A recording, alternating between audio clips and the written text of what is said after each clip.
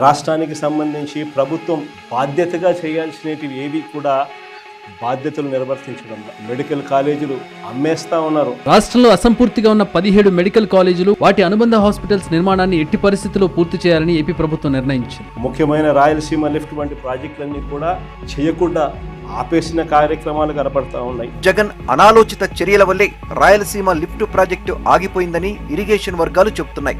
రైతుల గురించి పట్టించుకునే నాతుడు లేదు. ఏపీ రైతాంగానికి ప్రభుత్వం ఉగాది కానుకగా అన్నదాత సుఖీభవ 3వ విడత నిధులను ఇవాళ విడుదల చేయనుంది. 4,000 రూపాయల చొప్పున జమ చేయనున్నారు. పిల్లల గురించి పట్టించుకునేవాడు లేడు.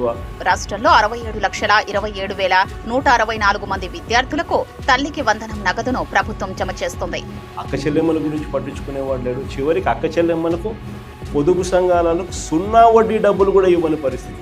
పొదుపు సంఘాల్లోని మహిళలకు గ్రూప్ రుణాలతో పాటు వ్యక్తిగత రుణాలు సైతం ఇవ్వాలని నిర్ణయించింది.